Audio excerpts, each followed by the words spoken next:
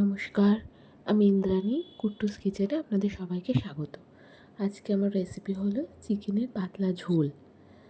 এখানে দেখুন আমি নিয়ে নিয়েছি আলু, টুকরো করা টমেটো, আদা টমেটো পেস্ট, দুটো পেঁয়াজ কুচি খুব মিহি করে কাটা, আর রসুন আর কাঁচা লঙ্কা ছেঁচে নিয়েছি। কড়াই বসিয়ে দিয়েছি, তাতে তেলও দিয়েছি সর্ষের তেল, এবং সেটা গরম হওয়ার পরে তাতে দিয়ে দিয়েছি নুন হলুদ দিয়ে আলুটা একটু ভাজা ভাজা হয়ে গেলে এই আলুটা আমরা তুলে নেব। একটু লাল লাল হয়ে গেলে আলু দিয়ে খাসির মাংস হোক বা মুরগির মাংস খেতে কিন্তু ভীষণ ভালো লাগে, তাই না? কমেন্ট করে জানাবেন কাদের এরকম বেশ বড় বড় পিসের আলু দিয়ে মাংস খেতে ভালো লাগে। আমার ঘরে সবাই ভালো খায়। এবার দেখুন আলুটা আমি তুলে নিয়েছি, তেল অলরেডি গরম হয়ে আছে। তেলের মধ্যে আমি এবার ফোড়ন দেব, দুটো তেজপাতা, গোটা জিরে এবং দুটো শুকনো লঙ্কা। এটা একটু ভাজা ভাজা হয়ে আসুক, একটু গন্ধ বেরিয়ে গেলে এর মধ্যে দেব পেঁয়াজ কুচি। খুব মিহি করে কেটে রেখেছি পেঁয়াজটা, মোটা মোটা করে কাটলে ভালো হবে না, একটু মিহি করে কাটবেন। পেঁয়াজ কুচিটার মধ্যে একটু হলুদ পড়ে গেছিলো আমার, ওই জন্য হলুদটা এখনই দিয়ে দিলাম।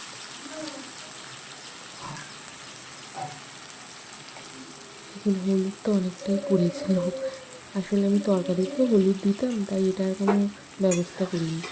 লো টু মিডিয়াম আছে আপনারা পেঁয়াজটা ভাজবেন। খুব বেশি আছে ভাজলে পেঁয়াজটা পুড়ে যাবে আর তরকারিটাও ভালো হবে না, তিতো মতো হয়ে যাবে। তাই পেঁয়াজটা লো টু মিডিয়াম আছে একটুখানি লাল লাল করে ভেজে নেবেন। দেখুন পেঁয়াজটা প্রায় লাল লাল করে ভাজা হয়ে গেছে। এবার এতে দিয়ে দিলাম একটা টমেটো কুচি,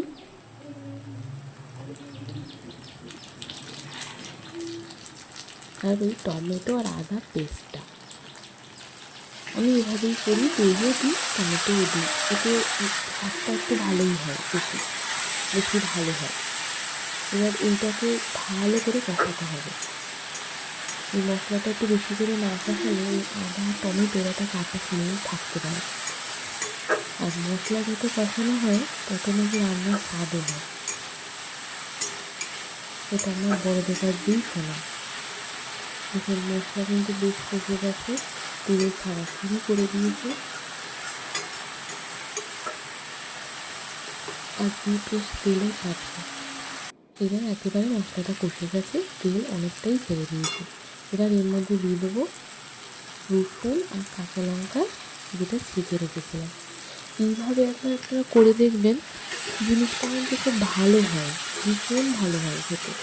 চিরাচরি তো আমাদের চিকেনের ঝোলের থেকে এই ঝোলটা একটু আলাদা হয়, কেননা আপনি কাঁচা লঙ্কাটা পুরো তো পেস্ট যেহেতু হয় না, একটু দানা দানা থাকে, ভালো হয়।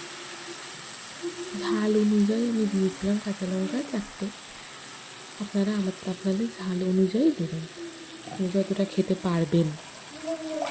এবার দিয়ে দিলাম চিকেনটা কিন্তু আমি ম্যারিনেট করে রেখেছিলাম। দই, নুন, হলুদ, একটু সামান্য লঙ্কার গুঁড়ো আর সরষের তেল, এই দিয়ে আমি বেশ খানিকক্ষণ ম্যারিনেট করে রেখেছিলাম, 1-2 ঘন্টা। আসলে আমার ছোটো বাচ্চা খায় তো, কাঁচা লঙ্কাটাই আমরা বেশি ব্যবহার করি, শুকনো লঙ্কাটা আমরা ঠিক অতটা ব্যবহার করি না।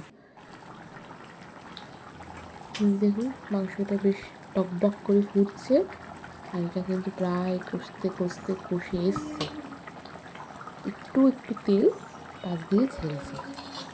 এইবারেই দিয়ে দিলাম ভাজা আলুটা না আমি আগে দিই না, কেননা একদমই কষতে কষতে না আলুটা শেষে গিয়ে আর কিছু থাকে না, গুলিয়ে জল হয়ে যায়। তাই আমি ওই কষার বেশ খানিকক্ষণ পরে, মানে 70% কষা হয়ে যায়, তারপরে আমি আলুটা দিই। তাতে কি আর আলুর ভেতরে মশলাটাও ঢোকে, আলুটাও গোটা থাকে, আলুটা ভাঙে না, খেতেও ভালো লাগে। দেখুন আমার মাংস কিন্তু কষে গেছে, পাশ দিয়ে তেলও ছেড়ে দিয়েছে, বেশ অনেকটা তেল ছেড়েছে পাশ দিয়ে।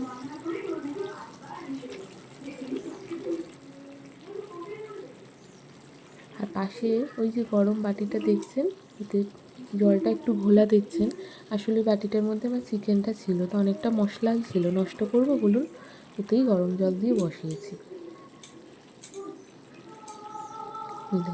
জলটা ঢেলে দিচ্ছি এবার পরিমাণ মতো। আমার মাংস 1 কিলো ছিল এখানে, আমি সেই পরিমাণে আমি জলটা দিয়েছি। আপনারা আপনাদের মাংসের পরিমাণ অনুযায়ী জল দেবেন।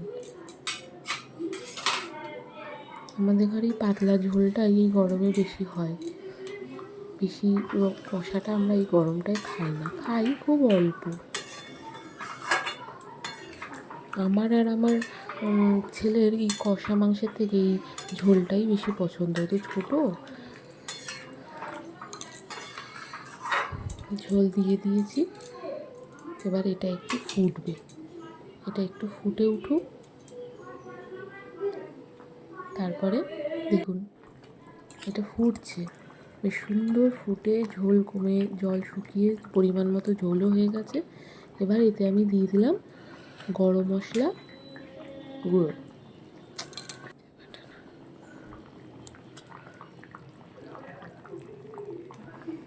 ঝোল ফুটে উঠেছে, তেলও ভেসে উঠেছে। এবার এতে দিয়ে দিলাম গরম মশলা গুঁড়ো। এই গরম মশলাটা আমি বাড়িতে বানিয়েছি, দোকানে কেনা গরম মশলা এটা নয়।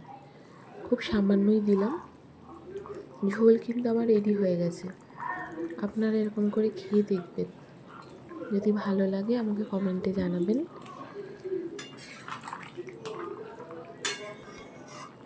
রঙটা এরকম কেন আসছে ক্যামেরায় আমি জানি না, কিন্তু রঙটা কিন্তু বেশ লাল লালই এসেছিলো। দেখুন এটা মিশিয়ে দিলাম গরম মশলাটা। এবার এটাকে নামিয়ে নেব।